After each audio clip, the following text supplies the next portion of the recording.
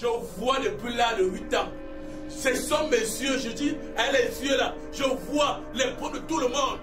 Depuis l'âge de 8 ans. Personne ne vous dit rien du tout, vous le dites tout ça. Vous arrivez dans mon bureau, vous asseyez, et je vous parle de votre vie.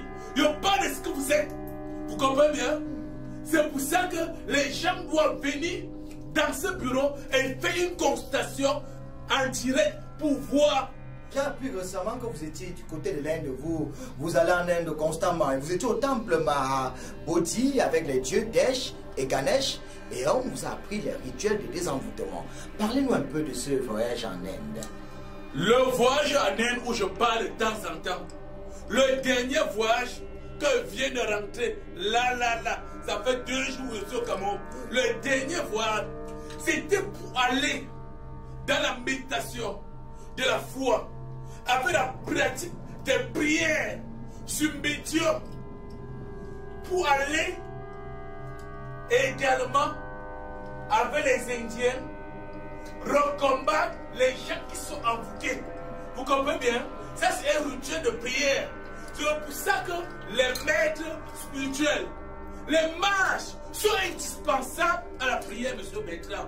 Ne faisons pas, parce qu'il y a des faux personnes qui vont vous dire, ils sont des mages, qui vont vous tromper, ils vont vous donner n'importe quoi. Cherchez à rencontrer le mage. Ne cherchez pas à rencontrer les faux charlatans qui sont dehors là. Cherchez à rencontrer le mage. Alors vous étiez au temple Mahabodhi avec les dieux Desh et Ganesh. Oui, Dieu Desh et Dieu Ganesh. C'est ça qu'on vous a appris quelques rituels de désenvoûtement. Parlez-nous un peu de ces stratagèmes.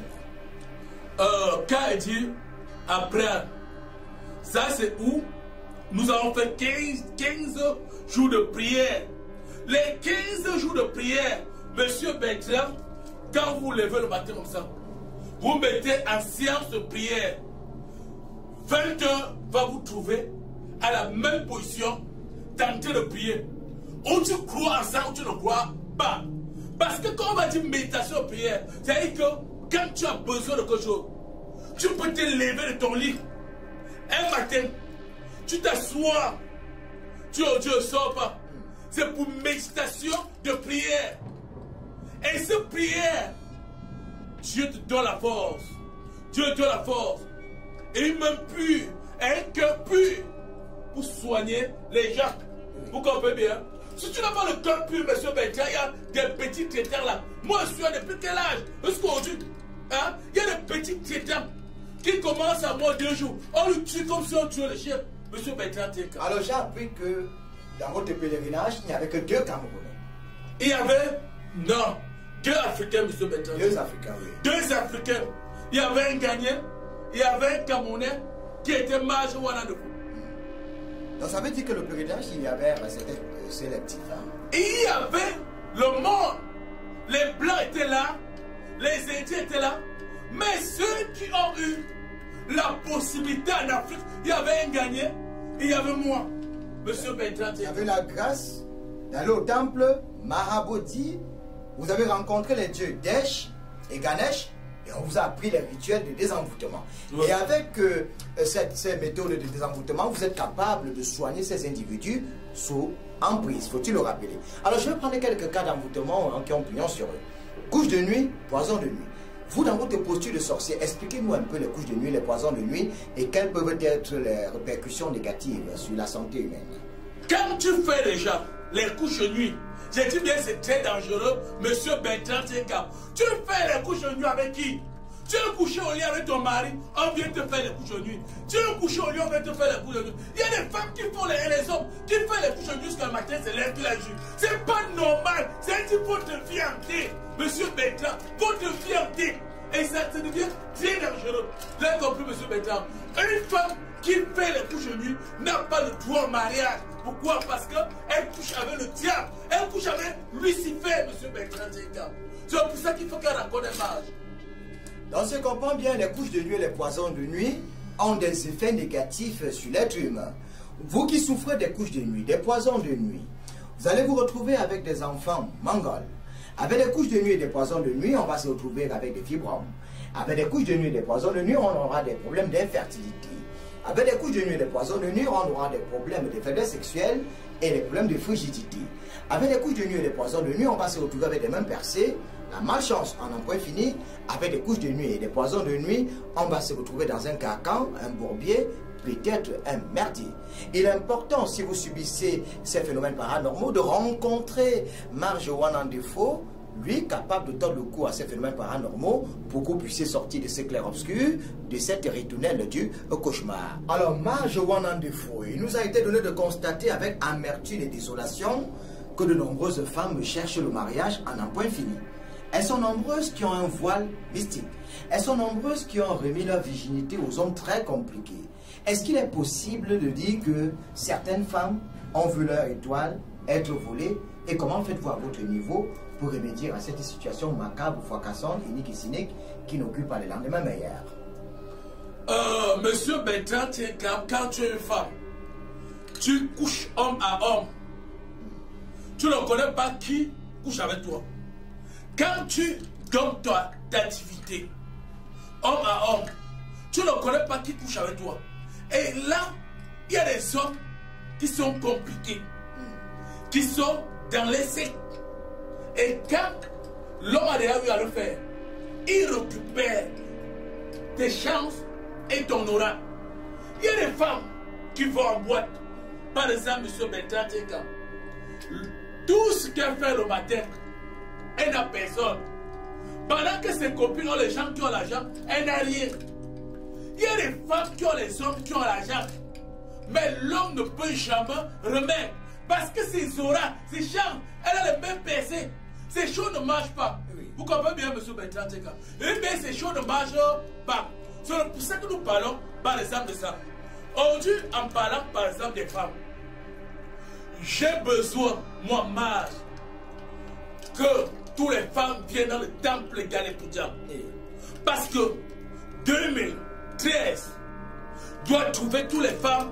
2023, vous voulez dire? 2023 doit trouver toutes les femmes qui ne sont pas mariées, qui sont passées au temple Galepoudia. Chacun doit envoyer un mari au nom de Marjoanne de Foucault.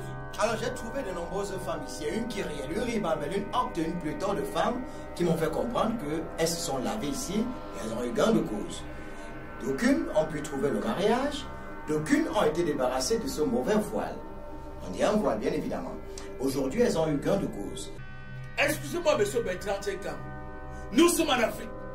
Et l'Afrique est très mauvaise. L'Afrique pratique quoi? La magie noire. Qui est la magie la plus dangereuse dans le monde? Vous comprenez, M. Bertrand Teka? M. Bertrand Teka, je vous le dis, dans la vie, quand tu as un problème, tu dors mal. Vous comprenez bien? Oui. Rencontrer le mage. J'ai beaucoup fait aller par rapport à ces cas. J'ai beaucoup fait aller. Le périnage pour moi n'était pas une chose facile. Monsieur Bertrand Teka, je ne vois pas un mec spirituel camerounais qui va venir aujourd'hui. Pas les trucs à nouveau aujourd'hui à la télévision, chacun dit n'importe quoi. Qui va venir dire c'est comme moi. Et pour montrer les images, comme on montre là. Vous comprenez bien, M. Bertrand Teka? Oui. Monsieur Bertrand Teka, moi le mage, j'étais à mort en est revenu. Vous connaissez pourquoi? Non. Être mage, c'est entrer ou ne faut pas. Il y a des images qu'on peut vous montrer, M. Bertrand Teka. Vous comprenez bien? On vous enterrez vivant? J'ai dit mort avant de revenir, M. Bertrand Teka. M. Bertrand Teka, c'est un sorcier. Et c'est pour ça que je combats la sorcellerie, M. Bertrand Teka. Alors j'ai aussi appris comme ça dans les rumeurs que vous faites le retour à l'expéditeur. Oui, oui. Quand vous enlevez un mal, vous renvoyez chez l'expéditeur. Oui, oui. Et pourquoi vous le faites? Est-ce que j'ai un magasin, vous avez un magasin dans ce temple-ci qui est fait pour garder les mal qu'on a jetés sur les gens? Et il faut connaître que dans la vie, quand ça ne va pas, c'est dents sous dents. Un pour un, dent pour dent. Oui, c'était bien, je le dis, je n'ai pas peur de dire ça. Parce que comme tu me payes cela, je vais te payer 4 fois par rapport à ça. Vous comprenez bien? Je dis dent pour dent parce que il y a des gens qui font du mal aux enfants des gens.